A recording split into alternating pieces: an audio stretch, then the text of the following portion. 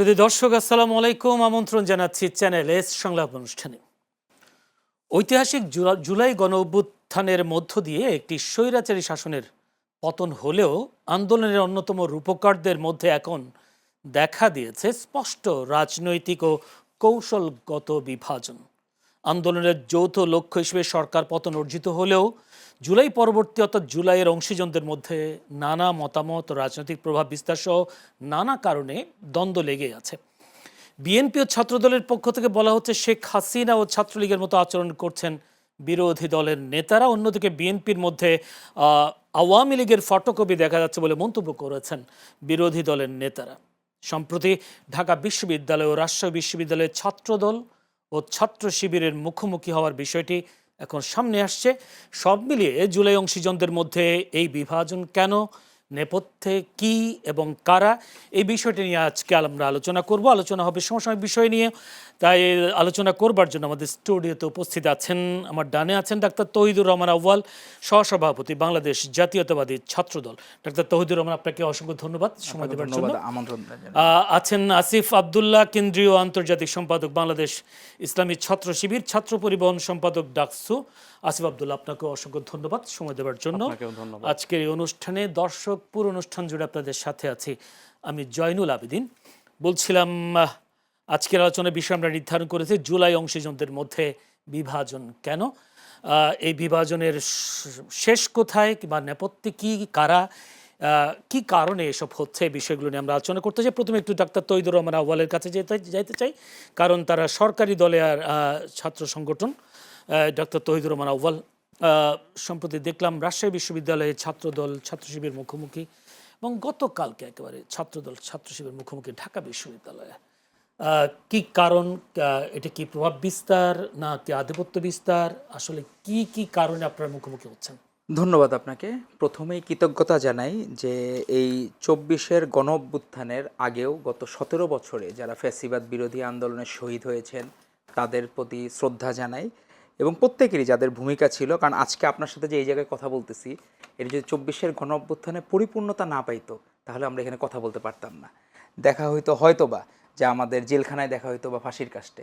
তো বিষয়টা হলো যে আমরা এই কৃতজ্ঞতাবোধের জায়গা, প্রত্যেকটা জায়গা আমাদের স্মরণ রাখতে হবে যে আমরা জুলাইকে ধারণ করি, কিন্তু পাশাপাশি আমাদের ১৭ বছরে কার কী অ্যাক্টিভিটিস ছিল সেটা আমাদের মনে রাখতে হবে। এখন আপনার যে আজকে শিরোনামটা জুলাই অংশীজন, সেই জায়গায় হলো যেমন দেখা গেল কোনো একটা পরিবারের অবস্থা খারাপ থাকলে পান্তা ভাত খায়ও সব খুশি থাকে, যে এক ইয়েতে কারো কোনো বিলাসিতার কোনো সুযোগ থাকে না। যখন নিজের টাকা হয়ে যায় সবার একটু মনে হয় কেউ চাউমিন খাবে, কেউ পোলাও খাবে, কেউ বিরিয়ানি খাবে, কেউ ভাত খাবে, আবার কেউ 5 স্টার হোটেল থেকে খাবার অর্ডার করে খেতে পারে। সমস্যা হলো এই জায়গাটায়। তো এখন খাবারের ভাগাভাগি না, বেসিক্যালি হচ্ছে যে আদর্শগত দিক থেকে, যেমন এনসিপির ইস্তেহারটা আমি মোটামুটি পুরাটা পড়ে দেখছি যে এটা কি নতুনত্ব আছে। তো আমরা দেখছি যে নতুন রাজনৈতিক দলের আমাদের যে মানে ছিল, যে যখন আমাদের রাজনৈতিক যেটা আমরা বলি যে দলীয় যেটা কনস্টিটিউশন যেটা, সেই জায়গায় আমরা দেখলাম যে তারা আমাদেরটা থেকে অনেক কিছু নিয়ে ফলো করছে। কারণ কি, মানে আপনার নতুন কি করবেন, আপনার যেটা আদর্শ সেটা তো মাপকাঠি আপনার আদর্শ থাকবেই। যেমন বাংলাদেশি জাতীয়তাবাদ, সেই জায়গায় বাংলাদেশি জাতীয়তাবাদকে আপনার ধারণ করা মানে কি, বাঙালি থেকে বাংলাদেশি জাতীয়তাবাদ, বাংলাদেশিটা কেন অ্যাজ এ হোল ব্রড সেন্সে সবাইকে যাতে ইনক্লুড করা যায়, সব ধরনের, পাহাড়ের একটা লোক সে যাতে নিজের আলাদা করে গারো মারমা বলতে না হয়, সে বাংলাদেশি যাতে বলতে পারে, এই ইস্যুতেই করা। তো এখন আমাদের যেটা আপনি দেখলেন যে মনস্তাত্ত্বিক দ্বন্দ্বটা যেই জায়গায়, এখানে আমার কাছে মনে হয়েছে আমরা কোনো দিন যে বিরোধী দলে যখন আমরা প্রকাশ্য মিছিল করতাম, আমরা এরকম মানে শিষ্টাচার বহির্ভূত ব্যক্তির নামে স্লোগান দেওয়া এটাকে চর্চা ছিল না। ঝামেলাটা পাকছে কোন জায়গায়, আমরা দেখলাম হচ্ছে যে আমাদের ইয়েতে ৩১শে জুলাই ২০২৪ সালে ঠাকুরগাঁতে এক বোন খুব স্লোগান নিয়ে দিছিল, ১৬ বছর বয়সী, নাম ছিল তামান্না। ওই বোনটা স্লোগান দিচ্ছিল কে এসেছে কে এসেছে, পুলিশ এসেছে পুলিশ এসেছে, কী করছে কী করছে, স্বৈরাচারের পা চাটছে। সেই জায়গাটায় আমরা দেখলাম সেই দিন আমাদের এক বোন হবিগঞ্জে যাওয়ার পথে, সে ডাক্তার আমাদের প্রফেশনারি, আমি তাকে মনে হয় ৫ই আগস্টে ওই যখন শেষ হইলো তারপরে হয়তোবা রাস্তার পাশে পথচারীরা যায় না, ধরেন আপনার ডিউটি শেষ, অ্যাপ্রন পরা আছেন, আপনি ওই জায়গায় একটা ছবি তুললেন। এখন তার ঐতিহাসিক ভূমিকা হলো ৫ই আগস্টে গভর্নমেন্টের ফল হওয়ার পরে তার ওই ছবি। আর আমাদের সেই বোন তামান্না যে সত্যিকার অর্থে ওই স্লোগানটা দিছে, সে ঘরে ফেরত গেছে, সে ফেসবুক আইডি ব্যবহারও করে না, কিছুই করে না। আমি অনেকগুলো দেখলাম তো এখন সমস্যা হলো কি, সেই তামান্নার জায়গায় যদি সে তাকে কল্পনা করে তাহলে কয়েকটা জায়গায় গন্ডগোল পাকবে হচ্ছে সে তো জানে না স্বৈরাচারের সংজ্ঞা কি, সে তো জানে না ফ্যাসিজমের সময় কতখানি কষ্টে থাকতে হয়, কতখানি এই জায়গায় হইলো কি ব্যাকফুটে থেকে রাজনীতি করতে হয়। আমরা নিজেরা যখন 23 সালের 28 অক্টোবর, আওয়াল ভাই, আমি এনসিপির বিষয়টা পরে আসি। আচ্ছা। আমি যে কালকে ঢাকা বিশ্ববিদ্যালয়ে ছাত্রদল ছাত্র শিবির দুজনেই বেশ সম অধিকারের ভিত্তিতে আন্দোলন করছেন জানছেন, কিন্তু কালকে একটা ঘটনা ঘটলো, কি জানবো সেটা কি? এটা হইলো কি যে আপনার ওই জায়গায় তো কিছু কিছু স্লোগান তো শিষ্টাচার বহির্ভূত, এগুলো আমরা দেখলাম যে শুরু হয়েছে হইলো ইরানে হামলা কেন, তারেক রহমান জবাব চায়, ওই জায়গা থেকে শুরু হয়েছে। এখন হইলো বিভিন্ন কিছু আমি স্লোগান দেখি আর আমি অবাক হই যে এইভাবেও যে স্লোগান দিয়ে মানে ফ্রেমিং করা যায় এবং কোন এক্সটেন্ডে গেলে এরকম বাজে স্লোগান, নোংরা স্লোগান দেওয়া যায়। এখন শুরুটা কাদের মাধ্যমে হয়েছে এই জায়গাটা হলো ইম্পর্টেন্ট। আর এইখানে পারস্পরিক জায়গা থেকে আর আমরা দেখলাম যে কিছু ইনফরমেশন বা কিছু মেসেজ আমাদের ভাইরা আরো বলতে পারবে, যেমন শহীদুল্লাহ হলের একটা ঘটনা দেখলাম, এগুলো আসলে প্রকাশ্য বলতেও নিজেদের খারাপ লাগে। এখন হয়তো বা ভাইরা বলতে পারে যে আমার রুমে গেস্ট আসলে কি করবে না করবে এটা আমার দায়ভার না, কিন্তু আপনি যখন এরকম জায়গায় হয় এই কথাগুলা নিয়ে আলোচনা হয় সেগুলো আমাদের জন্য বিব্রতকর। আগে মনে হইতো যে নারীদের নিয়ে জামাতের আমির একটা এক্স অ্যাকাউন্টে যে পোস্ট দিয়েছিলেন সেটা বলছেন পরে যে এটা ইয়া হয়েছে, কিন্তু এখনও ফরেন্সিকের কাছে মোবাইলটা দেন নাই। তো এখন এই ধরনের আচরণ যদি হয়, আপনার যদি ডুপ্লিমেসি থাকে, আপনি মুখে মধু অন্তরে বিষ বা এই ধরনের আচরণ থাকে, সে জায়গায় গন্ডগোল লাগবে। আমরা স্ট্রেট ফরওয়ার্ড, হাসিনা খারাপ আমরা বারবার বলেছি, এক মুহূর্ত আপোষ করি না আমরা কোনো জায়গায়, আমাদের আপোষের কোনো ইতিহাস নাই। কারণ আমাদের আপোষহীন দেশনীতি বেগম খালেদা জিয়া আর পরবর্তী আমাদের মাননীয় প্রধানমন্ত্রী জনাব তারেক রহমান, ওনাদের স্ট্যান্ডটা একমুখী ছিল, কখনো ডুপ্লিমেসি না। আমি সকালবেলা হইলো মিশলাম কারোর সাথে, রাতের বেলা তালাক দিয়ে ফেললাম, এরকম বিষয় না। তো এই জন্য হচ্ছে সমস্যা হইলো কি, উপরে যারা আছে আবার ভাইরা ভালো করলে তারা অ্যাপ্রিসিয়েট করে। যেমন ধরেন ডাকসুতে যে প্রক্রিয়াই উইন করুক, ওইটা আলাদা ডিবেটেবল ইস্যু, সে তাদের দেখলাম পাকিস্তানে জামাত ইসলামী তাদেরকে উইন করতে পরে সরাই ফেলছে, বলছে ভাই আমরা খুব বিপদে আছি এই জন্য সরাই ফেলি। তো এখন হইলো কি যে এত উল্লসিত হয়, কিন্তু যখন জামাত কোনো খারাপ কাজ করে শিবির কোনো দায়ভার নেয় না, আর শিবির তখন জামাত বলে আমরা শিবিরের কোনো দায়িত্ব নেব না। সমস্যা হইলো এই জায়গাটায়। তা আমরা তো নিজেরা বলে করি, আমরা মনে করি বিএনপির মাধ্যমে এই দেশের প্রকৃত যে আমরা যে গণতন্ত্রের যে এস্টাবলিশমেন্টটা সম্ভব। আপনি আগে চিন্তা করেন বাক স্বাধীনতার সংজ্ঞা কি ছিল, কারণ প্রত্যেকে তো স্লোগান দিয়ে তো সে নিরাপদে বাসায় যাচ্ছে, ঘুমাচ্ছে। এখন আমরা এই যে টকশো করে আমরা প্রত্যেকে যার যার বাসায় যাব, এখানে কেউ সরকারি দল কোনো বিরোধী মন নাই। আমরা এটার জন্যই তো ছিল আমাদের সংগ্রাম, যে আমরা প্রত্যেকে যে যার মতো স্বাধীনভাবে, কিন্তু ওই সময় গ্যারান্টি ছিল না। টকশোতেও দেখবেন কি ধরনের দাম্ভিকতা ছিল, সরকারি দল আর বিরোধী দল টকশোতেই বোঝা যেত কে সরকারি দল আর কে বিরোধী দল, স্পষ্টত বোঝা যেত। অসংখ্য ধন্যবাদ আসিফ আব্দুল্লাহ। ছাত্রদল ছাত্র শিবির ঢাকা বিশ্ববিদ্যালয়ের যে সংঘর্ষের ঘটনা আপনারা বলছেন, আপনারাও দাবি করেছেন যে ছাত্রদল সেখানে একটা প্রভাব খাটানোর চেষ্টা করেছিল, একটা বৈঠক হওয়ার কথা, যে যে একটি ঘটনা ঘটেছে ঢাবি শহীদুল্লাহ হলে যে ঘটনাটা ঘটছে, সেই ঘটনার দায়ী শিবির নেবে কিনা, বা যিনি যে ছিলেন ওই রুমের তিনি দায়টা নেবেন কিনা, প্রথম প্রশ্ন। দ্বিতীয় প্রশ্ন হলো যে শাস্তিটা দেওয়া হয়েছে সেই শাস্তিটাকে আপনারা মেনে নিতে পারছেন কিনা। ধন্যবাদ জানাচ্ছি চ্যানেল এস এর আজকের সংলাপকে এবং আমার সহ আলোচক ভাই যিনি আছেন তাকেও আন্তরিকভাবে ধন্যবাদ জানাচ্ছি। তো এখানে যে ইস্যুটা আসছে আপনি খুব স্পষ্ট করে দেখতে পেয়েছেন যে এখানে একটা দায় দেওয়ার একটা বিষয় ছিল। শহীদুল্লাহ হলে যে ঘটনাটি, সেই ঘটনাটি সংঘটিত হওয়ার 4 দিন অতিবাহিত হয়েছে, কিন্তু যারা এটা উইটনেস করেছে বা যেটা ভিডিও করা বলেছে সেটা কিন্তু যার গেস্ট ছিল তাকে স্পষ্ট করেনি বা তাকে কোনোভাবে জানায়নি। এরপরে যখন আমরা দেখলাম যে 4 দিন পর যখন এটা জানালো, এটা ফেসবুক স্ট্যাটাসের মাধ্যমে এটা তিনি জানলেন। তো জানা মাত্রই কিন্তু উনি এটা ফেসবুকে এই জিনিসটা ক্লিয়ার করলেন। এবং আমার কাছে যেটা খুব খটকা লেগেছে যে এইরকম একটা ঘটনা কেউ ভিডিও করলো, সে ওখানে উপস্থিত যার বিষয়, তাহলে কেন তাৎক্ষণিক এটা হল প্রশাসনকে জানানো হলো না? কেন তাদেরকে সেফলি এখান থেকে বাইরে চলে যাওয়ার সুযোগ দেওয়া হলো? তাৎক্ষণিকভাবে এটা যদি হল প্রশাসনকে জানানো হতো, তাৎক্ষণিকভাবে কোনো স্টেপ নেওয়া হতো, তাদেরকে হল প্রশাসনের কাছে সাপোর্ট করা হতো, তাহলে তো আমরা এই বিষয়টা আরও ক্লিয়ারলি তাদের কাছে জানতে পারতাম। কিন্তু আমরা দেখলাম যে তাদেরকে কোনোভাবেই প্রশাসনকে জানানো হলো না, সোশ্যাল মিডিয়াও তখন আসলো না। পরবর্তীতে 3-4 দিন পরে এটা তাকে জানানো হচ্ছে, একটা নতুনভাবে একটা ন্যারেটিভ এস্টাবলিশ করা হচ্ছে। তো এরপরে আমরা দেখলাম যে ছাত্রদল যখন এটা নিয়ে তারা নিজেদের মতো একটা ইস্যু তৈরি করছে, তো এজিএস যিনি এটি তাৎক্ষণিক উনি মানে যখন উনি জেনেছেন তখন উনি গ্রামের বাড়িতে ছিলেন। তো জানার পরপরই উনি নোয়াখালীতে তার বাড়ি, উনি তখন জিডি করতে গেছেন থানায়, ওখানে জিডি দেয়নি। এরপরে উনি ঢাকায় চলে আসছেন, ঢাকায় এসে একবার জিডি করতে গেছেন, ওই সময় জিডি থানার ওসি ছিলেন না, জিডি করতে পারেনি। পরবর্তীতে উনি আবার পরে জিডি করেছেন এবং উনি স্পষ্ট বলেছেন যে এর সুষ্ঠু তদন্ত করে এটা যেন দ্রুত ব্যবস্থা নেওয়া হয়। যার তো পরবর্তী আমরা দেখলাম যে একটা তদন্ত কমিটি করা হলো। তদন্ত কমিটি যখন তাদেরকে নিয়ে একটা মিটিং করছিল, বসেছিল, সেই সময় ছাত্র দলের কিছু সংখ্যক সদস্য তারা সেখানে গেল, যে তারা এখানে একটা ঝামেলা করার একটা চেষ্টা করলো। এখানে আপনি বলেন একটা তদন্ত কমিটি করা হয়েছে, তারা সবাই গিয়েছে, এখানে ছাত্র দলের কাজটা কি? ছাত্র দল তো এখানে কোনোভাবেই তার এখানে আসার কথা না, তারা এখানে কেন গেল? পরবর্তীতে আমরা দেখলাম যে হল সংসদ এবং ছাত্র শিবিরের কিছু নেতাকর্মী যখন এটা জানার পরে যখন তারা প্রক্টর অফিসে প্রভোস্ট অফিসে বাইরে গেলেন, পরে তাদেরকে ছাত্রদলের নেতাকর্মীরা তাদেরকে আবার এখানে হামলা করলো, আক্রমণ করলো। পরে তারা সেফ হওয়ার জন্য আবার প্রভোস্ট অফিসের ভিতরে গেলেন, সেখানেও দেখলেন যে এখানে যারা হাউস টিটর ছিলেন তারা তাদেরকে সেফ করতেছেন না এবং তারা এখানে অনেকটা অসহায়ত্ব প্রদর্শন করছেন।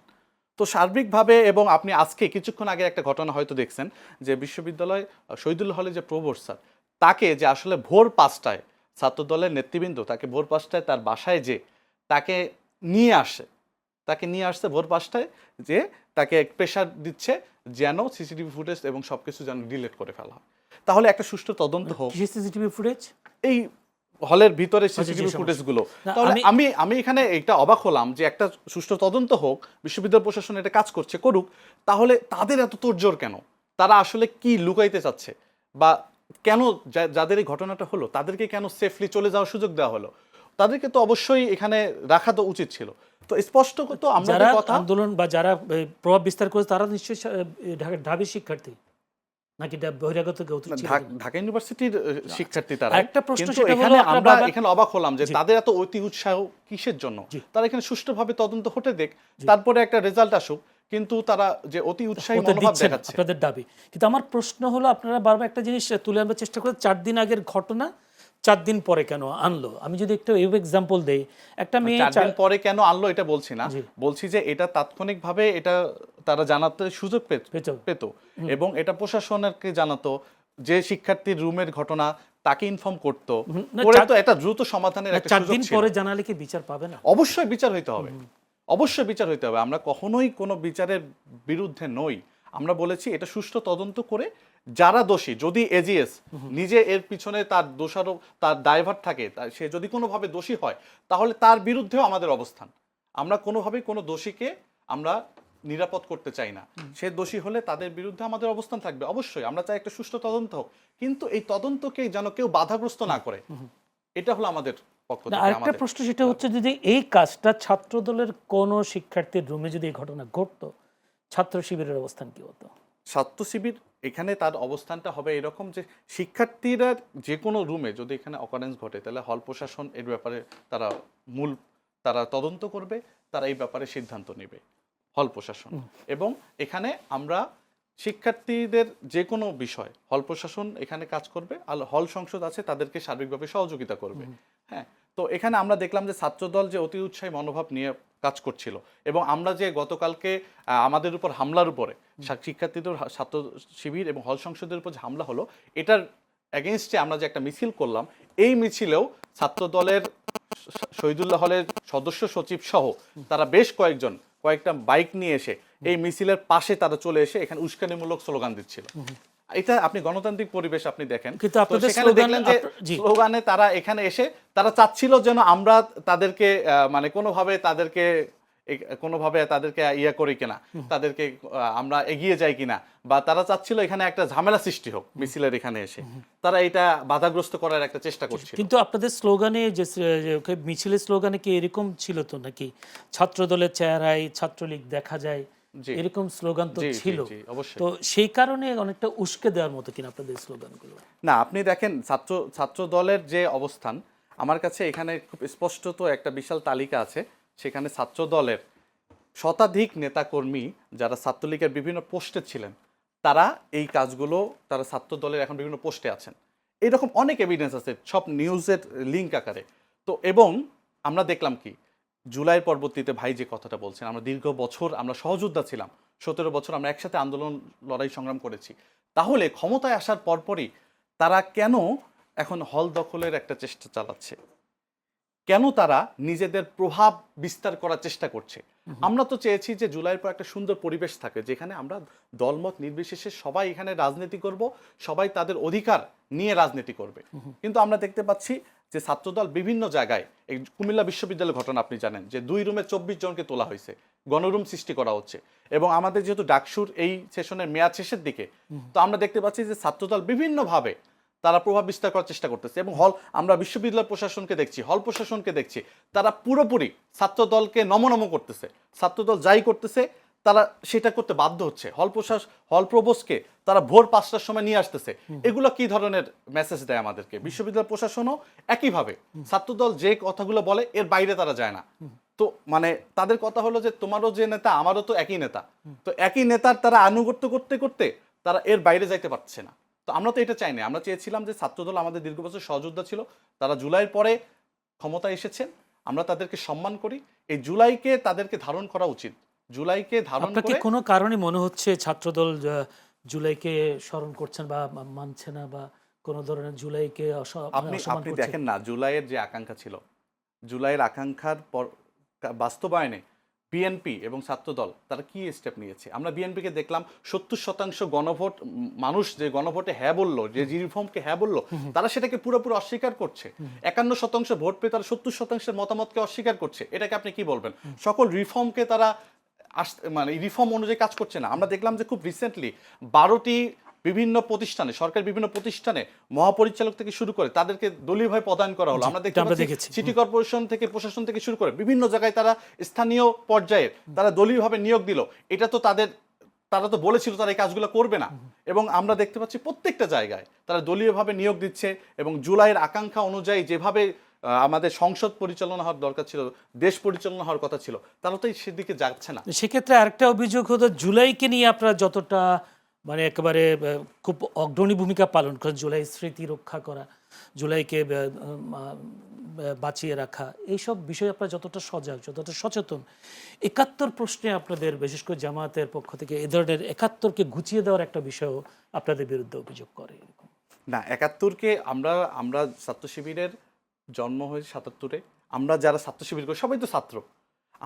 আমরা জুলাইকে ধারণ করি, এটা তো একটা পয়েন্ট। আপনি বলছেন 71কে অবশ্যই আমরা ধারণ করি। আমরা যে দেশে জন্মগ্রহণ করেছি, যে দেশে আমরা বড় হয়েছি, সেখানে এই 71 নিয়ে আপনি প্রত্যেকটা জায়গায় এই প্রশ্নের উত্তর দিতে দিতে আমাদের সবার অবস্থা খারাপ। ঠিক আছে, এত প্রশ্নের উত্তর আপনারা সবসময় পেয়ে গেছেন, কিন্তু বারবার আপনারা শুধু একটা মানে ন্যারেটিভটা নিয়ে এসে আপনারা একটা সাইড করার চেষ্টা করেন। আমরা জুলাইয়ের পরে নতুন বাংলাদেশে আমরা তো এই প্রশ্নতে আমরা তো আশা করি না যে এই প্রশ্নটা করা হবে। এই জুলাইকে ধারণ করা হয়েছে, সবাই ধারণ করে, এবং 71কে অবশ্যই আমরা সকলে ধারণ করি। সুতরাং এই প্রশ্নটা আমি মনে করি যে এখন অবান্তর, এই প্রশ্নটা এখন আসার। অসংখ্য ধন্যবাদ। আমি একটু যেতে চাই তৌহিদুর রহমান আউয়াল। যদি প্রথমেই বলি, ওনার যে অভিযোগ, বিএনপি ক্ষমতা আসার পর ছাত্রদল হল দখলের চেষ্টা করছে, কুমিল্লা বিশ্ববিদ্যালয়ের একটি এক্সাম্পল তিনি দিয়েছেন, গণরুম সৃষ্টি করার চেষ্টা করা হচ্ছে, গণরুম সৃষ্টি করা হয়েছে, এই অভিযোগটা আছে। আবার কালকে যে স্লোগান আপনাদের দেখলাম, সেখানে ছাত্রদলের যে স্লোগান, তুমিও জানো আমি জানি, তুমিও জানো আমি জানি, জামাত শিবির ... এই স্লোগানগুলো কি কোনো ধরনের উস্কে দেয় কিনা দুপক্ষের? ধন্যবাদ আপনাকে। ভাইয়ের মুখেই আমি মনে হয় গতকাল ইয়েতে দেখছি, মানে ভিডিওতে দেখলাম, ভাই অগ্রগামী যে স্লোগানটা দিছে। এখন ছাত্রলীগ কেমন ছিল, এটা যে ছাত্রদল করছে বা প্রকাশ্য শিবির করছে, তার বাইরে কেউ জানবে না। আমি দেখলাম অতীতকে ভুলায় দেওয়ার জন্য শিবির একটা কর্মসূচি দিছে, ছাত্রলীগ ধর কর্মসূচি। তো আমার কাছে মনে হয়েছে এক ছাত্রলীগ আরেক ছাত্রলীগকে ধরতেছে, আমার কাছে এরকম মনে হয়েছে। কারণ ভাই যে ফিরিস্তি, আমি এর থেকে বেশি ফিরিস্তি দেখাইতে পারবো। সমস্যাটা আরেক জায়গায়, যে আমি যে ফিরিস্তিটা দেখাবো, উনি তো ছাত্রদল হিসেবে পোস্টেড আনছে, আমি কি হিসেবে পোস্টেড আনবো আমি জানি না। গতকাল আমিও রাজশাহী ইউনিভার্সিটি গেছিলাম, সালাউদ্দিন আম্মার কি ছাত্র শিবির করেন আমি জানি না, কিন্তু উনি দেখা গেল যে কোনো জায়গায় তাদের পক্ষে কথা বলতেছে, সরকার বিরোধী কথা বলতেছে, কিন্তু সে শিবির কিনা আমি আজও পর্যন্ত বলতে পারবো না। এখন ভাইয়ের হইল কি আন্তর্জাতিক বিষয়ক জিয়া, আমি 24 সালের আগে ভাইকে অনুরোধ করব যে ওনার যে শিবিরের কি পোস্টে ছিল, এটা কোনো ডকুমেন্টেড কপি আছে কিনা। আপনি সার্চ দেন যে ডাক্তার তৌহিদুর রহমান আউয়াল ছাত্রদলের কি কি পদে ছিলেন, আমার যে সেন্ট্রাল কমিটির 4টা পদ, সব ডিটেলস চলে আসবে। আপনার কোনো কিছু আমাদের এখানে খোলাসা করার কোনো কিছু নাই। কিন্তু তাদের সমস্যাটা হইলো কি, আমার ওই সময় দেখে মনে হয়েছে এক ছাত্রলীগ আরেক ছাত্রলীগকে ধরার একটা নাটক মঞ্চায়ন করতেছে, যে ঐতিহাসিকভাবে এটা থেকে যাবে, মানুষজন মনে করবে 24-এর আগে ও কি মহানায়ক ছিল তারা। সে এক ছাত্রলীগ আরেক ছাত্রলীগকে ধরতেছে, এটা বলবে শিবির ছাত্রলীগকে ধরতেছে, এবং শিবির খুব বিপ্লবী ভূমিকায় ছিল। আপনি যে ছিলেন, আপনার জায়গাটা কই ছিল, আপনি আমার কমিটি প্রকাশ করেন। আমি আজ পর্যন্ত, আমি ধরেন মেডিকেল সেক্টরে, আমি ঢাকা ইউনিভার্সিটিতে চান্স পেয়েছিলাম, কিন্তু মেডিকেল সেক্টরের আমার রুমমেটকে শিবির, আজ পর্যন্ত আমি কমিটি দেখি নাই।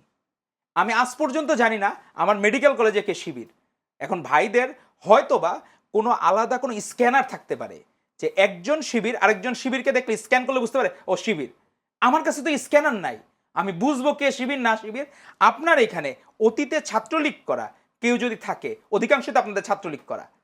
এখন সমস্যাটা হইলো কি, ডিপার্টমেন্টের যারা, এরা তো প্রত্যেককে চিনে যে ও হলে থাকতো, আর হলে থেকে ছাত্রলীগ করে নাই এরকম একটা দৃষ্টান্ত আমার ভাইও দেখাতে পারবে না। হলে থেকে ছাত্রলীগের পক্ষে একটা স্ট্যাটাস দেয় নাই, এরকম আমি কোনো গুপ্ত ছাত্রলীগ দেখি নাই যে ছাত্রলীগ করছে কিন্তু কোনো কিছু স্ট্যাটাস দেয় নাই। হাসিনাকে মাম্মি বানায় নাই, শেখ মুজিবকে ড্যাডি বানায় নাই, জাতীয় ড্যাডি বানায় নাই, এরকম আমি দেখাইতে পারবো না যে কেউ আছে। হাসনাত আবদুল্লাহর কথা বলেন, সার্জিসের কথা বলেন, এদের অজস্র উদাহরণ আছে। সেখানে তারা তো অনেকটা এরকম যে আচরণগুলা করে, তাদের কপাল ভালো। কপাল ভালো মানে এই সেন্সে হচ্ছে কি, যে এই দলটা হচ্ছে বাংলাদেশ জাতীয়তাবাদী দল, আর আমরা ছাত্র দল করি। আমরা নিজেরা আমাদের আনসার সদস্যের সাথে একটা ছেলে খারাপ ব্যবহার করছে, সাথে সাথে তাকে বহিষ্কার করেছে। এই রিসেন্ট ঘটনা, 2-3 দিন আগে একটা আনসার জিল্লুর নামে একটা ছেলেকে বহিষ্কার করা হয়েছে। অজস্র উদাহরণ আছে। এখন সেই জায়গায় আমরা কোনো জায়গায় পার পাওয়ার সুযোগ নেই, তাদের পার পাওয়ার সুযোগ আছে। তাদের এই জায়গায় এই বিষয়টা একটু টু দ্য পয়েন্ট, হল দখলের চেষ্টা, গণরুম করার চেষ্টা হচ্ছে, ওই যে এবং যে আপনার- স্লোগানে যেটা কথা আপনার বলেছেন। হইলো কি, আপনি এবং একটা অভিযোগ বারবার বলা হয় শিবিরের পক্ষ থেকে, বা যে শিবিরের বিরুদ্ধে, পক্ষে না, তারা বিভিন্ন কি অশ্লীল স্লোগান দেয়। এখন এই সেই স্লোগান আপনাদেরও দেখা যাচ্ছে, যে যেটা আমি বললাম এখন, যে এই স্লোগান, বাংলাদেশে এই অশ্লীল স্লোগানগুলো কেন চলে আসে? এই বাংলাদেশে অশ্লীল স্লোগানের প্রথম প্রবক্তা হচ্ছে প্রকাশ্য ইসলামী ছাত্র শিবির। প্রকাশ্য, সেটা হলো টিনের চালে কাওয়া, এই স্লোগান দিয়ে শুরু হয়েছিল। বাংলাদেশের অশ্লীল স্লোগানের জনক হচ্ছে প্রকাশ্য ইসলামী ছাত্র শিবির। সেটা বুয়েট থেকে যে শুরু হয়েছে, তাদের প্রত্যেকের পরিচয় বের হয়েছে পরে, তারা কি করে না করে, কোন মতাদর্শে। শিবির যদি করেই থাকে, আপনারা তাদের অনুসরণ না, করবেন? আমরা কখনো অনুসরণ করবো না। আমরা খারাপকে কেন অনুসরণ করবো? কালকে যে স্লোগান- আমি আমার ভাইয়ের মুখ থেকে অনেক খারাপ স্লোগান শুনছি, আমি আমার কোনোদিন দেখাতে পারবেন একটা খারাপ স্লোগানে আমরা পার্টিসিপেট, কোনো সময় না। আমরা আমাদের নিজের জায়গা থেকে ইথিক্স ম্যানার ঠিক রাখবো। যদি কোনো জায়গায় পারস্পরিক শ্রদ্ধাবোধের জায়গা, আপনি স্লোগান দিলেন টিনের চালে কাওয়া ইয়েতে, সেটাতে আপনি একদিন সরি বললেন না, তো কোনো বিষয়তে আপনি বলেন নাই। এখন ভাইরাস স্লোগান দিচ্ছে ছাত্রলীগের জায়গায় ছাত্রদল। ছাত্রলীগের সময়, ওই সময় কি ছিল, হলে বিরোধী মতের কেউ থাকতে পারে নাই। আমাদের ছাত্রদল করার কারণে, আমাদের পোস্টে লাইক কমেন্ট দেওয়ার কারণে সেও হলে থাকতে পারে নাই। সেই জায়গায় এখন কি হয়, এখন ভাই তো হলে যারা এখন সিটে অ্যালটেড আছে, প্রত্যেকে তার তো ঠিকই তো আছে, কারো তো কোনো সমস্যা এখন হচ্ছে কি না। সমস্যা হচ্ছে? এখন কি সমস্যা হচ্ছে মানে, ভাইরা হইলো কি, স্বপ্নে দেখছে হয়তোবা পাখা পড়ে গেছে, ফ্যান পড়ে গেছে, তো একটা দুর্ঘটনা ঘটতে পারে। ফ্যান তো পড়ে নাই, ফ্যানের জায়গায় আছে। সে স্বপ্নে দেখতেছে হল দখলের চেষ্টার প্রমাণটা কি? চেষ্টার প্রমাণ কি? সে হলো কুমিল্লা বিশ্ববিদ্যালয় ঘটনা হলো, কুমিল্লা বিশ্ববিদ্যালয় আমি দেখি নাই কোনো একটা সাধারণ শিক্ষার্থী বলছে ছাত্রদল এই কাজ করতেছে। এখন ভাইরা যে এগুলা বলে, আর ভাইদের সাথে সুবিধা হইলো কি, ভাইদের সাথে টক শোতে আসলে ওই ইয়েতে আমাদের প্রিন্ট করে যারা, যদি দোকান যেগুলো আছে, এদের কিছু ব্যবসা হয়। মানে কি, যে এই যে ভাইদের সাথে আসলে কিছু খাতা কলম নিয়ে আসে। আপনারা কেন আনেন? আমাদের আপনারা কেন আমাদের আনেন? তো ভাই, আমাদের তো সব ঘটনা আমাদের তো ব্রেনে থাকে, তো আমরা ডাল না, তো এই জন্য হয়ে যায়। এখন ভাইরা হলো ডকুমেন্টেশন। আমি এখন জানি না শিবিরের কে কোন পদে আছে। এখন আমি কয়টা কমিটি আনবো যে ছাত্রলীগ করে শিবিরে পুনর্বাসিত হয়েছে, আমি কত কাগজ আনবো, কয় দিস্তা আনবো? মানে এটা তো আপনাদের একটা কথা হচ্ছে আপনারা হল দখলের চেষ্টা করছেন না, কখনোই না, ওই যে বললাম না যে গণরুম ফেলের মতো সৃষ্টি ওই করা হচ্ছে। আমি শুনবো তার কাছ থেকে। যেতে চাই আসিফ আব্দুল্লাহর কাছে। আসিফ আব্দুল্লাহ, উনি বারবার একটি অভিযোগ করেন, প্রায় করেন ছাত্রদলের পক্ষ থেকে, শিবিরের কমিটি আসলে তালিকা তারা পান না। বারবার বলেন যে আপনারা ছাত্রলীগের সময়, অর্থাৎ আওয়ামী লীগ সরকার সময় ছাত্রলীগের গুপ্ত হিসেবে থাকতেন না, আপনাদের কোনো কমিটি থাকতো না, ছাত্রলীগের বিরুদ্ধে আপনাদের কোনো পোস্ট ছিল না, পরবর্তীতে আপনারা সবাই শিবির হয়ে গেছেন। এই অভিযোগগুলো বারবার আসে। না, এটা আপনি দেখেন 17 বছরে আমরা তো একসাথে রাজনীতি করেছি 17 বছর ধরে। তো সেই 17 বছরে আপনি ছাত্র শিবিরের মিছিলগুলো দেখবেন কি রকম জনবহুল, এবং ছাত্রদলের মিছিলগুলো দেখবেন যে প্রথম লাইনে সবাই খুব মারামারি করতেছে নিজেকে সামনে রাখার জন্য। সামনে রেখে তারা এই একটা মিছিল করলো, একটা ভিডিও করে এইগুলো তারা হোয়াটসঅ্যাপ করে পাঠায় দিত দেশের বাইরে। তো তো এই ধরনের একটা পলিটিক্স তারা করতো। হ্যাঁ, আমরা একদম ফ্যাসিবাদী আমলে পুরোটা সময় আমরা ইসলামী ছাত্র শিবিরের সাথে সম্পৃক্ত ছিলাম। আমি একদম বড় হয়েছি, আমার যখন 1 বছর বয়স, আমার বাবা জেলে ছিল আমি ফ্যাসিস্ট আমলে, সেই 2001-এর আগে। আমার মা আমাকে নিয়ে জেলখানায় গেছেন তাকে দেখতে। তো এই রকম ফ্যামিলিতে আমরা বিলং করে পুরোটা সময় আমরা আওয়ামী লীগের বিরুদ্ধে কথা বলেছি। আমি যখন ডিপার্টমেন্টে ছিলাম, সাদা দলের শিক্ষক আছেন আমার ডিপার্টমেন্টে, তাদেরকে জিজ্ঞেস করে দেখবেন যে তারা আমাকে খুব স্নেহ করতে, এই কারণে আমি সবসময় ফ্যাসিস্টদের বিরুদ্ধাচরণ করতাম। তো এইরকম শিবির করতেন, এটা বলতে পারতেন। ছাত্র শিবিরের আমি জুলাইয়ের আগেও আমি ছাত্র শিবিরের পেজে গেলে আমার ছবি দেখবেন, আমি মহানগরের পোস্টেড ছিলাম এবং বিভিন্ন ছবি ভিডিও আপনার এখানে খুঁজে পাবেন। আমি ভাইকে অনুরোধ করবো দেখার জন্য। এবং 17 বছর ধরে আমরা একসাথেই তো রাজনীতি করেছি। তো একই সাথে উনি বলছেন যে কমিটিগুলো দেখা যায় না। আমি তো বললাম যে ফেসবুক পেজ যেগুলো আছে আমাদের সেন্ট্রাল পেজে, সেখানে গেলে অনেকগুলো কমিটি পাবেন। এবং হল দখলের রাজনীতি নিয়ে একটা কথা ভাই বারবার বলেছিলেন। তো আমি যে পয়েন্টটা বলছিলাম, আমি বলছিলাম যে আমরা কিন্তু ঢাকা বিশ্ববিদ্যালয় সিট নীতিমালা নিয়ে একটা আন্দোলন করছিলাম। সিট নীতিমালা, এটা যারা স্টুডেন্টরা যারা আছেন তাদের একটা পরিষ্কার সিট নীতিমালা থাকবে। সেটা কীরকম? একজন শিক্ষার্থী যখন ফার্স্ট ইয়ারে এসে ভর্তি হন, তিনি যখন হল পান, আমাদের কথা হলো একই সাথে তাকে হলের সিট নাম্বার সহ দিতে হবে, যেন সেই ভর্তির প্রথম দিনই সে যেন সিটে উঠে যেতে পারে। এটা কিভাবে সম্ভব? এটা সম্ভব তখনই যখন আমার মাস্টার শেষ হওয়ার পরে যে যারা সিনিয়র শিক্ষার্থী যারা আছে তারা যখন হলটা দ্রুত ত্যাগ করবে। কিন্তু আমরা সেই জন্য জুলাইয়ের পরে একটা নীতিমালা ছিল যেখানে স্পষ্ট বলা আছে, একজন শিক্ষার্থী যদি অনার্সে প্রথমবার রিয়াডের পর দ্বিতীয়বার রিয়াড নিতে চান এবং মাস্টার্সে যদি একবার রিয়াড নিতে চান, তাহলে তিনি এটা নিতে পারবেন, তবে তার আগে সিট বাতিল হবে। অর্থাৎ তিনি তার একাডেমিক কার্যক্রম পরিচালনা করতে পারবেন, কিন্তু তার সিটটা তখন থাকবে না। তখন আমরা এর মাধ্যমে আমরা দেখেছি যখন ফার্স্ট ইয়ারে আমাদের 25-26 সেশন আসলো, তারা খুব সহজে সিট পেয়ে গেছে। কিন্তু আমরা দেখছি যে আমরা বিশ্ববিদ্যালয় প্রশাসনের নিকট এটা নিয়ে 10 বারের অধিক গেছি যেন স্পষ্ট সিট নীতিমালা তারা বাস্তবায়ন করে। কিন্তু আমরা দেখছি বিশ্ববিদ্যালয় প্রশাসন এখানেও তারা দলীয় লেজুর বৃত্তি করতে গিয়ে ছাত্রদলকে অধিক সুবিধা দেওয়ার জন্য তারা এখন 8-9 বছর তারা শিক্ষার্থীদের যেন হলে রাখতে পারে এইরকম একটি নীতিমালা বাস্তবায়ন করতে যাচ্ছিল। আমরা এটা নিয়ে আন্দোলন করি। আমরা যখন আন্দোলন করি তখন বিশ্ববিদ্যালয় প্রশাসন তারা এই নীতিমালাটাকে আপাতত স্থগিত রেখেছে, তারা এই নীতিমালা করছে না। আমরা আশঙ্কা করছি যে ডাকসু শেষ হবে, যখন ডাকসু শেষ হওয়ার পরে তারা সিট নীতিমালা বাস্তবায়ন করবে এবং একই সাথে তারা 8-9 বছর যেন হলে থাকতে পারে এই সুবিধাগুলো তারা রাখবে। এটা আমাদের আশঙ্কা। এবং যদি এটা হয় তাহলে দেখবেন যে 5 বছর মাস্টার্স শেষ করার পরেও যখন তারা মাস্টার্স আবার নতুন করে কেউ মাস্টার্সে রিয়াড নেবে, মাস্টার্সে ভর্তি হবে না, হলে থাকবে, এইভাবে যখন তারা বেশ অতিরিক্ত 2-3 বছর যখন অতিরিক্ত হলে থাকবে, স্বাভাবিকভাবে প্রথম বর্ষে কোনো শিক্ষার্থী এসে হলে সিট পাবে না। এবং তারা একটা এইভাবেই কি হবে, তারা তখন বলবে ফার্স্ট ইয়ার শিক্ষার্থী তাদের আর্থিক অবস্থা খারাপ, তাদেরকে বলবে যে তোমরা আসো, তোমাদের একটু থাকার ব্যবস্থা করে দেই। এইভাবে কিন্তু গণরুম ফিরবে। এইভাবেই কিন্তু গণরুম ফিরে আমরা দেখতে পাচ্ছি কুমিল্লা বিশ্ববিদ্যালয় যে কথাটা আমি বললাম, এইভাবেই তারা চেষ্টা করছে একটা আধিপত্য বিস্তার করা। এবং ছাত্র দলের তো এখন আসলে খুব কষ্টে আছে, খুবই কষ্টে আছে, কারণ বিএনপি ক্ষমতায়, তারা তাদের দখলদারিত্বের রাজনীতি করতে পারছে না, তারা প্রভাব বিস্তার সহজে করতে পারছে না। ডাকসু এবং হল সংসদে তাদের তেমন কোনো অবস্থান নাই, যার কারণে তারা কিন্তু একটু কষ্টে আছে। তারা ভালোভাবে তাদের রাজনীতিতে তারা যখন মিছিল করছে, তারা বাইরে থেকে লোকজন নিয়ে এসে তাদেরকে মিছিল করতে হচ্ছে। ঢাকা বিশ্ববিদ্যালয়ের শিক্ষার্থীদের নিয়ে তারা মিছিল খুব বড় করতে পারছে না। তো এইভাবে তারা যে রাজনীতিটা যারা করতে চায়, সেটা যখন তারা এই জুলাইয়ের পরে সুন্দরভাবে করতে পারছে না তাদের মতো, তো সেই জায়গা থেকে তাদের একটু ক্ষোভ, তাদের একটা দুঃখ। এই জন্য তারা বিশ্ববিদ্যালয় প্রশাসনকে তারা এই প্রেশারাইজ করতেছে, তারা দলীয়ভাবে তাদের প্রেশারাইজ করে তারা এখন আধিপত্য বিস্তারকে কেন্দ্র করে তারা এই যে হল নিয়ে এইভাবে কাজগুলো অপরাজনীতিগুলো করছে। যদি আপনাকে আরেকটা বিষয় উনি বলেছেন, সালাউদ্দিন আম্মারের বিষয় একটা বলেছেন। সালাউদ্দিন আম্মা তো ইন্ডিপেন্ডেন্ট অ্যাক্টিভিস্ট, তারা সেভাবে রাজনীতি করে, সে ছাত্র শিবিরের সাথে তো তার কোনো সম্পৃক্ততা নাই। তো এখন আসলে সে কোন দলকে সার্ভ করে? আমি দেখলাম যে এর আগে ছাত্র শক্তিদের সাথে ছাত্র শক্তিদের প্রোগ্রামে তাকে দেখা গেল। আপনি বলছেন ছাত্র শিবিরকে সার্ভ করে, কিন্তু তার এই ঘটনার পর, রাজশাহী বিষয় যে ঘটনা, সেই ঘটনার পর তো আপনাদের রাজশাহী বিশ্ববিদ্যালয়ের যিনি ভিপি, তিনি তো তাকে পাশে নিয়ে এখানে তো মানে আমি যেটা কথা বলছিলাম, ওরা তো ডাকসু, তারা নির্বাচিত প্রতিনিধি, তো একই সাথে তারা এখানে গিয়েছে ছাত্রলীগের এগেনস্টে তারা যে কথাটা গুলো বলেছে, সেখানে তারা একটা টিম যেটা বললেন মানে আপনি, রাকসুর হয়ে তারা কাজ তো করে- রাকসুর হয়ে তারা যে একটা আমি কথা যেটা বলেছে। কিন্তু হ্যাঁ, সেক্ষেত্রে তো অনেকে এখানে অনেকে তিনি বলছেন কোন মতাদর্শ লালন করেন এটা তো তার পার্সোনাল ব্যাপার, এবার আপনি অবশ্যই তাকে জিজ্ঞেস করবেন জি। যে আপনি তাকে নিয়ে আসেন, তাকে নিয়ে এসে তাকে জিজ্ঞেস করেন। হ্যাঁ, আচ্ছা আচ্ছা, সেক্ষেত্রে আপনি একটা প্রশ্ন সেক্ষেত্রে বলা হচ্ছে যে রাজশাহী বিশ্ববিদ্যালয়ে যে ঘটনাটা ঘটলো 27 জুলাই, তো সেখানে আমরা দেখলাম মানুষ শিক্ষার্থীদেরকে বিভিন্ন ধরনের ট্যাগ দিয়ে পিটানো হচ্ছে, বিশেষ করে ছাত্রলীগ ট্যাগ দিয়ে পিটানো হচ্ছে। এবং সেক্ষেত্রে একজন সাংবাদিক এভাবে বলেছেন যে ছাত্র শিবির ক্যাম্পাসগুলোতে ছাত্রলীগের রাজনীতি ফিরিয়ে নিয়ে আসছে। এইটা কি আপনি কি এভাবে মানে বিশ্লেষণ করবেন, কি মতামত দেবেন আপনার? না, অবশ্যই না। আমরা ফ্যাসিবাদ বিরোধী আমরা একসাথে লড়াই করেছি। তো যারা ফ্যাসিবাদের দোসর, আমরা তাদেরকে কখনোই চাই না তারা বিশ্ববিদ্যালয়, তারা বিভিন্ন পর্যায়ে তারা এখনও বহাল তবিয়তে থাকুক।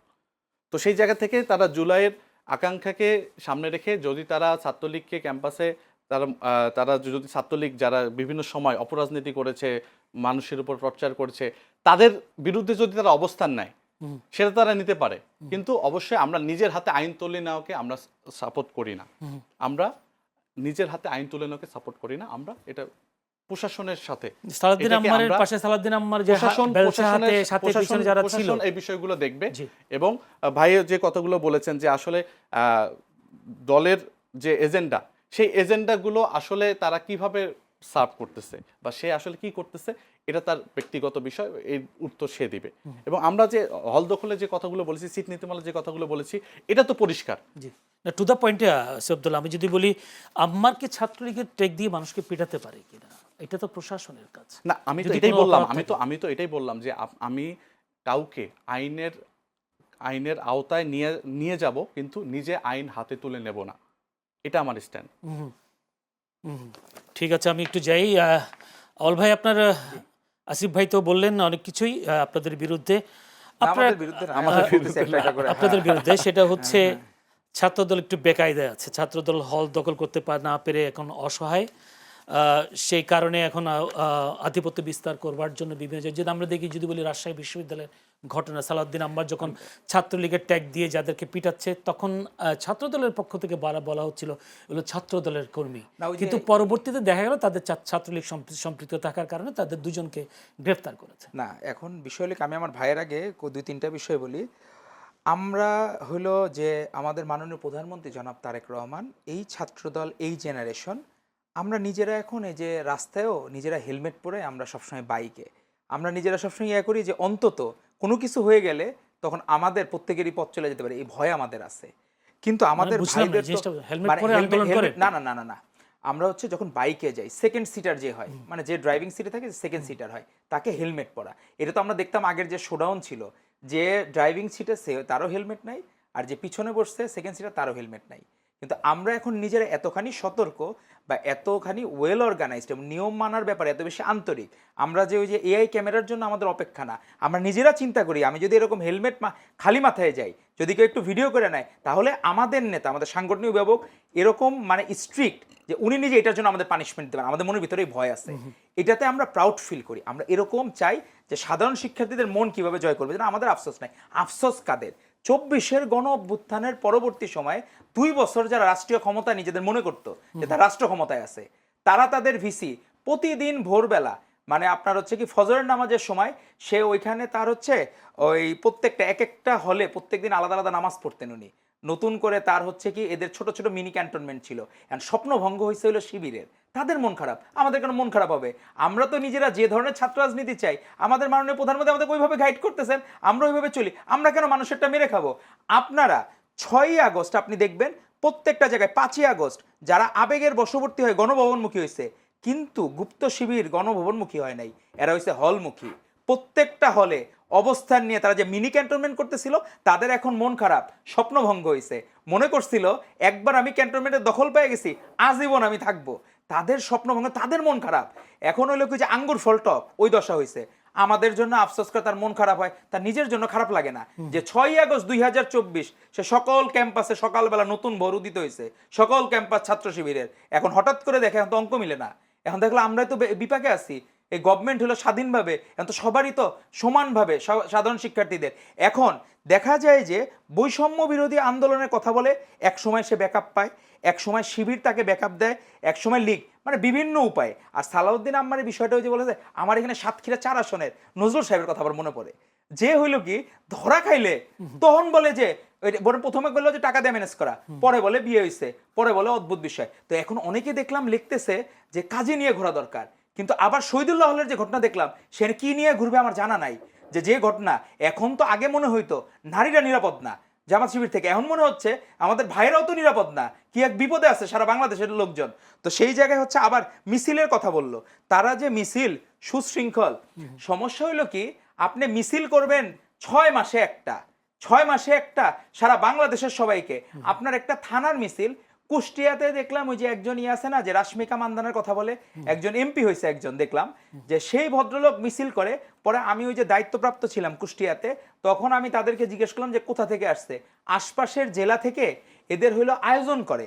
যে এই যে আমরা আগে হইতো না যে একটা সিনেমা যখন মুক্তি পাইতো চলচ্চিত্র প্রায় 6 মাস ধরে, তখন এটা মার্কেটিং হইতো অমুক দিন মুক্তি পাচ্ছে, তাদের হইলো এই 6 মাস ব্যাপী আয়োজনের একটা ফলাফল হইলো আশপাশের পুরো বিভাগ থেকে লোক আইনা একটা থানার মিছিল দেখায়। এদের কাজ হইলো এইটা। আর আমাদের প্রতিদিন তো মিছিল করতে হয়। আর এখানে আপনি বিশৃঙ্খলার কথা বলেন, এখন হইলো কি যে যদি আপনি গতিশীল থাকেন সংগঠনে, প্রকাশ্য সংগঠন হলে গুপ্তর বিষয় আলাদা, প্রকাশ্য সংগঠন হলে আপনি নেতৃত্বে প্রতিযোগিতা তো অবশ্যই থাকবে। আমাদের মধ্যে প্রতিযোগিতা আছে না, অসুস্থ প্রতিযোগিতা নাই কিন্তু অবশ্যই সুস্থ প্রতিযোগিতা আছে। আপনি দেখেন 3 ইডিয়টস মুভিতে এখন যে সোনাম অংচুক যে হলো অনশন করলো, এই সোনাম অংচুকের যেতে তাকে বিভিন্নভাবে করার জন্য বিভিন্ন বাজে ম্যাগাজিন দিত, অমুক করতে, হ্যাম্পার করতো যাতে ফার্স্ট না হইতে পারে। তো এরকম বিষয়তে প্রতিযোগিতা তো থাকবেই। আপনি যাতে কেউ যদি ফার্স্ট না হইতে পারে তার জন্য তো বাকি রাজার আছে, দুর্বল ছাত্রদের চেষ্টা করবে। আমাদের মধ্যে প্রতিযোগিতা, আর তাদেরটা হইলো কি 6 মাসে আপনার কি মার্কেটিং করবে, অমুক দিন চলচ্চিত্র মুক্তি পাবে, একটা থানার মিছিল, একটা অমুক মিছিল, পৃথিবীর সব লোক একসাথে জড়ো করে একটা মিছিল দাঁড়ায় আছে। আমার ধারণা ওইখানে দেখলাম আবার ওই যে মিছিলে এখন কিছু ভিডিও বের হচ্ছে, কারা কি জানে না, কোথা থেকে আসছে, কোথাতে স্কুল কমিটিও নাকি তারা দেয়, তো আমার এগুলো জানা নাই। তো এদের উপর একটা গবেষণা করা দরকার যে কিভাবে ছাত্রলীগ থেকে বৈষম্য বিরোধী হওয়া যায়, কিভাবে বৈষম্য বিরোধী থেকে শিবির হওয়া যায়, আবার ধরা না খেয়েও শিবির হওয়া যায়। তো এখন এই বিষয়ে একটা গবেষণা করা দরকার, একটা থিসিস করা দরকার, তাহলে সময় উপযোগী হবে। আপনাকে অসংখ্য ধন্যবাদ আসিফ আব্দুল্লাহ ভাই। আপনার এই ভাইয়ের একটা অভিযোগ, এখন জামাতের কারণে নারীদেরকে নিয়ে কেলেঙ্কারি একটা কথা বলেছেন, এবং তিনি এভাবে বলেছেন নারীদের পাশাপাশি এখন ছেলেরাও নিরাপদ না শিবিরের কাছে। আপনি এই অভিযোগটা আমি কয়েকটা জিনিস একটু অ্যাড্রেস করে আসবো। যে আসলে আমরা দেখছি যে ছাত্রদল সামনে খুব দ্রুত কমিটি হবে, তো কমিটি দিবের জন্য সবার খুব তোড়জোড় চলছে, সবাই খুব নিজেকে চেনাইতে চাচ্ছে। আজকেও আমি দেখলাম যে ঢাকা বিশ্ববিদ্যালয়ে একজন ব্যক্তি কর্মসূচি দিয়েছে, ব্যক্তি কর্মসূচি দিয়ে মিছিল আয়োজন করছে, এখানে দলীয় কর্মসূচি না। হ্যাঁ, এবং বিভিন্নভাবে তাদের যে একটু তারা এই কাজগুলো করার মাধ্যমে তারা এখন নিজেকে চেনাতে যাচ্ছে, তারা কমিটি আসতে যাচ্ছে এই রকম। এবং উনি বললেন যে প্রধানমন্ত্রী তারেক রহমান ওনাদেরকে গাইড করে, তাহলে ওই গাইডগুলোর কারণেই কি তাহলে আমরা এই অপকর্মগুলো দেখছি? গাইডগুলোর কারণেই কি আমরা দেখছি যে তারা অতি উৎসাহী হয়ে অনেক কাজ যে অপকর্মগুলো করছে? এটা কি অপকর্ম বলেন আপনি স্পেসিফিক? তো আমি বললাম, যেমন আপনি দেখেন যে তারা যেভাবে হলের মধ্যে তারা যেখানে ছাত্র সংসদের বিরুদ্ধে যে ধরনের অবস্থান নিচ্ছে, তারা যেভাবে বিভিন্ন জায়গায় গেস্ট রুম গণরুম ফিরে আনার জন্য একটা তোড়জোড় করছে, এই কাজগুলো কি পিএম এর নিজের গাইডের কারণে হচ্ছে কিনা? এবং উনি এরপরে সাতক্ষীরার কথাটি বললো, সাতক্ষীরায় তো তাকে জামাত বহিষ্কারই করেছে, এরপরে তো খুবই স্পষ্টভাবে এটা আসছে। এরপর আমরা আবার দেখলাম কি পঞ্চগড় 2-এর যে সংসদ সদস্য, তার যখন একটা ভিডিওর বিষয় আমরা যখন দেখলাম, আমরা দেখলাম যে এটা নিয়ে মিডিয়ায় কোনো তোড়জোড় নাই, মিডিয়া এটা নিয়ে কোনো নিউজই করে নাই। সাতক্ষীরার ঘটনায় আমরা দেখলাম যে এক একটা মিডিয়া 20-25টা করে নিউজ করে ফেলছে, অথচ পঞ্চগড়ের ঘটনা নিয়ে সকল মিডিয়ার অবস্থান একদম জিরো, কোনো ধরনের ইয়া আমি দেখলাম না মিডিয়া। তাহলে কি আমরা এটা বুঝবো যে মিডিয়াকে সরকার নিয়ন্ত্রণ করছে, মিডিয়াকে সরকার নিয়ন্ত্রণ করার চেষ্টা করছে। এবং এরপরে আমি একটু শেষ করি, যদি তথ্যটা পুরোপুরি না আসে কিভাবে নিউজ? সকল মিডিয়ার আমি কথা বলছি না, আমি বলছি যে যারা এটা নিয়ে নিউজ করছে না তাহলে তাদের অবস্থানটা কি। এবং আমার উনি আরেকটা বললেন যে বিভিন্ন 6 মাস ধরে নাকি একটা কর্মসূচির জন্য প্রস্তুতি নেওয়া হয়, 6 মাস পরে একটা কর্মসূচি করে, ওরা নিয়মিত কর্মসূচি করে। তো আমার কথা হলো যে ছাত্র শিবির শিক্ষার্থী বান্ধব সকল কর্মসূচি তারা করে যাচ্ছে।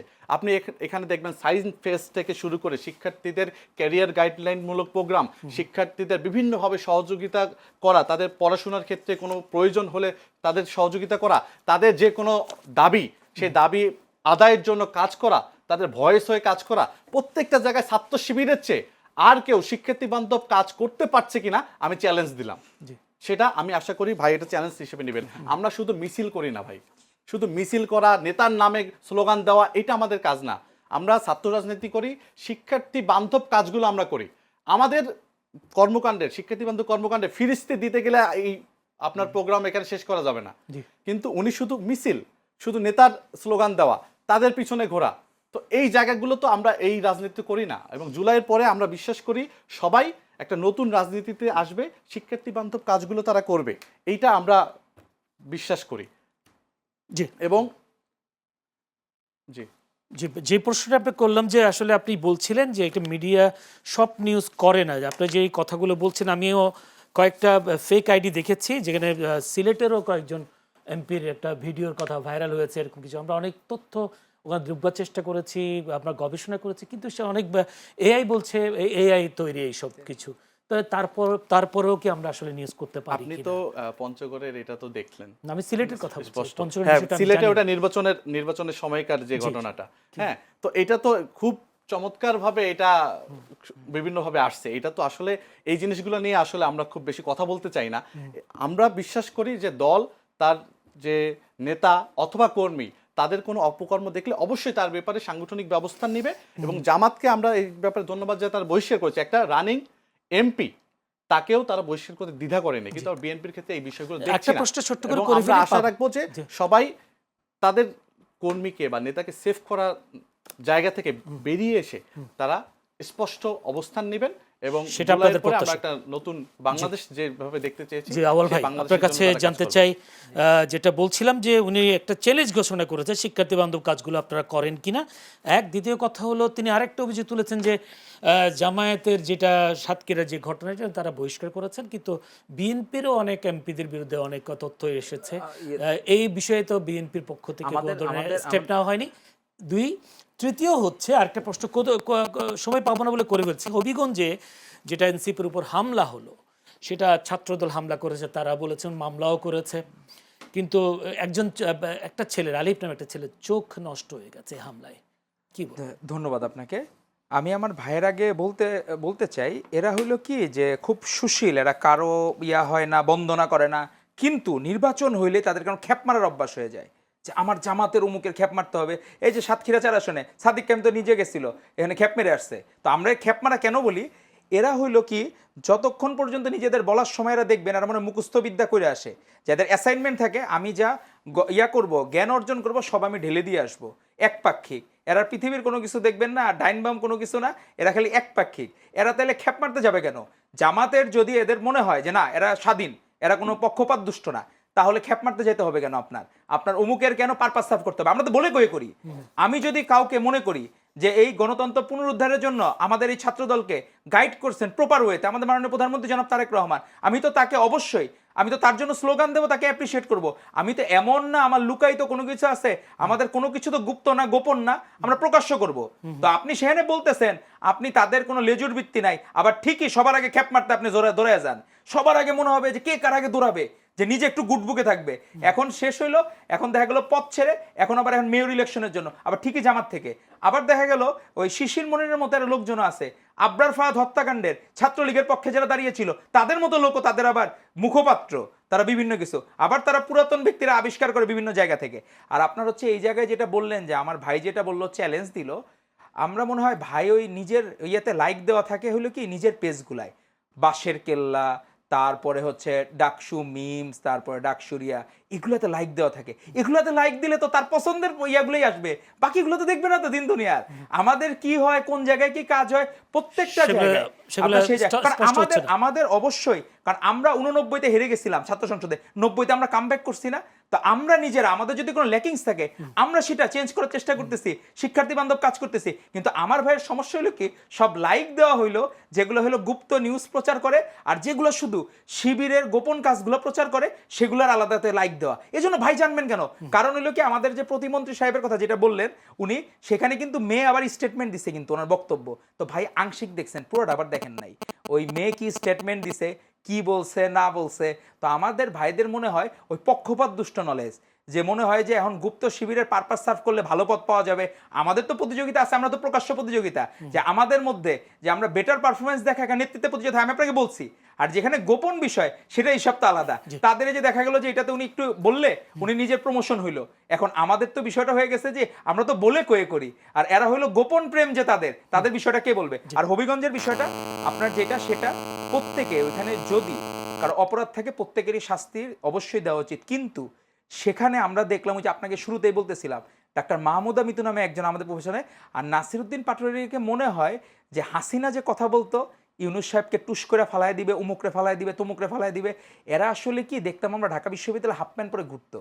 এখন এরা কিভাবে হুজুর হয়ে যেতে পারে, তো একটা মানুষ হাফ প্যান্ট পরে হুজুর হয়ে যেতে পারলে তার পক্ষে সবই সম্ভব। কিন্তু আমি যেটা বলছিলাম আলিফের যে চোখ হারালো এই বিষয়ে আপনার অবশ্যই যদি আলিফের এই ঘটনায় আমরা অবশ্যই তদন্ত দাবি করে আমরা আমাদের জায়গা থেকে কেউ যদি আমাদের সংগঠনের কেউ যদি তার বিরুদ্ধে আমরা অবশ্যই করে দেব। কিন্তু যদি ফ্রেমিং হয় আমাদের নাম শুধুমাত্র বলার জন্য বলতেছে, সেই জায়গায় অবশ্যই আমরা আমাদের সংগঠনের পক্ষ থেকে তার বিরুদ্ধে মানহানির মামলা করব। কিন্তু যদি ছাত্রদলের বিরুদ্ধে যে অভিযোগ সত্য না মিথ্যা, আপনি এটা হলো কি আমরা যতটুকু দেখছি যে জায়গা থেকে ইয়েতে এখনো এটা নিয়ে চলতেছে, আর যেটা নিয়ে চলে এখন যেটা তদন্ত চলতেছে সেটা তো আমি মন্তব্য করতে আমরা মন্তব্য করতে পারবো না। আলিফকে দেখতে গিয়েছে কিনা ছাত্রদলের পক্ষ থেকে, না এই জায়গা থেকে হলো কি যে যারা গেছে এদের একটা তো লাগবে, যে পিক পয়েন্ট লাগবে, যে কি জায়গা থেকে কাকে পিক করবে, বা সেই জায়গায় এরা যে গেল ওইখানে পুলিশ তাদেরকে বলতেছিল আমরা কিন্তু ফোর্স আপনাদের থেকে অনেক বেশি, আপনার কিছু পাবেন না, কিন্তু প্রত্যেকে তামিল হিরো আর তামিল হিরোইন সব গেছে ওইখানে করতে, সেটার ব্যাখ্যা আলাদা। জি অসংখ্য ধন্যবাদ আসিফ আব্দুল্লাহ ভাই। আপনার কাছে শেষ প্রশ্ন, আমার কাছে একদম সময় নেই। তিনি বারবার তুলছেন আপনারা ছাত্র শিবির জামায়াত এক না, সে কথা উনি বারবার বলছেন অভিযোগ, কিন্তু আপনার নির্বাচনের সময় আবার খ্যাপ মারতে গেছেন, উনি বলছেন সাদিক কাইম গেছেন নির্বাচনে প্রচারণে। আসলে তার একটা প্রশ্ন, ছাত্র শিবিরকে গাইড করে কে? জামায়াত গাইড করে না? এটা নিয়ে অনেকবার অনেক কথা আমাদের নেতৃবৃন্দ বলেছেন যে আমার একটা রাজনৈতিক এজেন্সি আছে, আমি ডাকসুতে নির্বাচিত, আমি ঢাকা বিশ্ববিদ্যালয়ে জামাতে কোনো পারপাস সার্ভ করেছি কিনা, আমি ঢাকা বিশ্ববিদ্যালয় নির্বাচন কেন্দ্রিক কোনো দলীয় প্রচারণা করেছি কিনা জাতীয় নির্বাচন চলাকালে, এর বাইরে আমার যে রাজনৈতিক এজেন্সি আছে, আমি আমার এলাকায় বিভিন্ন জায়গায় আমি কার ব্যাপারে সমর্থন দেব, কার ব্যাপারে আমি কাজ করব, সেটা নিয়ে তো কারো বলার অধিকার থাকতে পারে না। আমি যেখানে নির্বাচিত সেই জায়গায় আমি কোনো ক্ষমতার অপব্যবহার করেছি কিনা, ক্ষমতার অপব্যবহার করেছি কিনা আমি ঢাকা বিশ্ববিদ্যালয়, উনি এই ব্যাপারে কথা বলতে পারেন। এর বাইরে গিয়ে আমি যে কোন রাজনৈতিক মতাদর্শ লালন করব, কাকে সমর্থন করব, এই ব্যাপারে তো উনি তার পয়েন্ট থাকতে পারে, তিনি এমনি তার মতামত দিতে পারেন, কিন্তু উনি তো আমাকে জোর করতে পারেন না আমি আসলে কোন দিকে যাব, তাই কিনা। এবং আপনি পরবর্তীতে উনি আরেকটা পয়েন্ট বলেছেন যে দৌড়ানোর বিষয়, তো আমরা তো দেখলাম যে দৌড়ায় কারা, যখন ঢাকা বিশ্ববিদ্যালয় আসে ছাত্র দলের আমরা সেন্ট্রাল প্রেসিডেন্ট সেক্রেটারি তাদেরকেও দেখছি, তাদের জন্য বসার জায়গা থাকে না, তাদেরকে নেতার গাড়ির পিছনে দৌড়াতে হয়, একটা সালাম দেওয়ার জন্য তারা যেভাবে দৌড়ায় তাদেরকে তো পর্যাপ্ত সম্মান দেওয়া হয় না। দৌড়ায় কারা এটা কিন্তু এটা জাতি জানে যে কারা দৌড়ায়, এবং এই কারা দৌড়ায় এটা আমরা জাতি জানি। এবং আপনি দেখেন ছাত্রদল উনি যে বললো যে হবিগঞ্জ সিলেট এই যে এনসিপি নেতাকর্মীদের উপর যে হামলাগুলো হলো, এটা তো দিবালোকের মতো পরিষ্কার যে এটা কারা করেছে, এটা বিএনপি ছাত্রদল, বিএনপির অঙ্গ সংগঠন, তারাই তো কাজগুলো করেছে। তারপর উনি মানে ইনিয়ে এটাকে অস্বীকার করার একটা চেষ্টা করলেন। তো এটা তো একদম প্রমাণ দেখান কাউকে যে চোখে একজন আলিফ ভাই তার যে চোখে যেভাবে আক্রমণ করা হয়েছে, এটা কি আপনি জুলাইয়ের পরে এই ধরনের রাজনীতি কি আপনি কোনোভাবেই সমর্থন করতে পারেন? বাংলাদেশের মানুষকে এটা সমর্থন করতে পারে?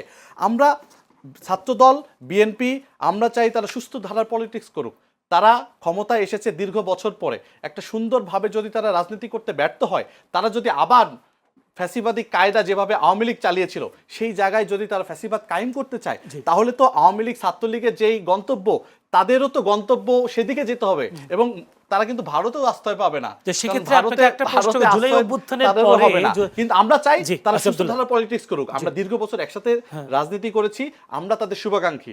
আমরা চাই সংসদে একটা চমৎকার পরিবেশ বিরাজ করতেছে, সংসদের বাইরে ছাত্রদল বিএনপি তাদেরকে আমরা এই সুন্দর অবস্থায় দেখতে পাচ্ছি না কেন? জি, আলিফের কথা আপনি বলছেন, কিন্তু আপনার কি মনে আছে কিনা জুলাই অভ্যুত্থানের পর ঢাকা ভার্সিটিতে একটা প্রতিবন্ধী একটা ছেলেকে পিটিয়ে মেরে ফেলা হয়েছিল, এটা কি আপনার জানা আছে? তোফাজ্জলের কথা বলছেন আপনি? হ্যাঁ, এটা তোফাজ্জলকে যারা যে কায়দা এগুলো করা হয়েছে আমরা অবশ্যই সবগুলোর বিরুদ্ধে ভাইও, এটা অবশ্যই তারা আমরা প্রত্যেকেই, আমরা তো শুরুতেই বলেছি কেউ আইন নিজের হাতে তুলে নেওয়ার কোনো অধিকার নেই, অবশ্যই তার বিচার হইতে হবে। কারা এই ঘটনার সাথে জড়িত, এখন তো বিএনপির সকল প্রশাসন বিএনপির, তাহলে কেন এই ঘটনার তদন্ত হচ্ছে না, কেন এটা বিচারের আওতায় নিয়ে আসা হচ্ছে না? আমরা তো অবশ্যই চাই যে সকল ঘটনা তদন্ত হোক এবং যারা দোষী তাদেরকে শাস্তি নিশ্চিত করতে হবে, সে যে দলই করুক না কেন। দল অপরাধী কোনো দল থাকতে পারে না, অপরাধী কোনো দল নেই। অসংখ্য ধন্যবাদ দুজনকে, নিশ্চয়ই দুজনকে সমান সমান সময় দিতে পেরেছি। দর্শক আপনারাও আমাদের এই আলোচনায় যুক্ত ছিলেন। এতক্ষণ যারা আলোচনা করেছেন, ডাক্তার তৌহিদুর রহমান আউয়াল, সহসভাপতি বাংলাদেশ জাতীয়তাবাদী ছাত্রদল, আসিফ আব্দুল্লাহ, কেন্দ্রীয় আন্তর্জাতিক সম্পাদক বাংলাদেশ ইসলামী ছাত্র শিবির, ছাত্র পরিবহন সম্পাদক ডাকসু, দুজনকে অসংখ্য ধন্যবাদ আজকে এই আলোচনায় যুক্ত হওয়ার জন্য। দর্শক আপনারা ধৈর্য ধরে আমাদের এই অনুষ্ঠান দেখবার জন্য আপনাদেরও প্রাণডালা অভিনন্দন, শুভেচ্ছা জানিয়ে আজকের মতো শেষ করতে চাই। আগামীকাল একই সময়ে চ্যানেলের সংলাপ অনুষ্ঠান দেখার আমন্ত্রণ জানিয়ে আজকের মতো বিদায় নিচ্ছি। ভালো থাকবেন সবাই।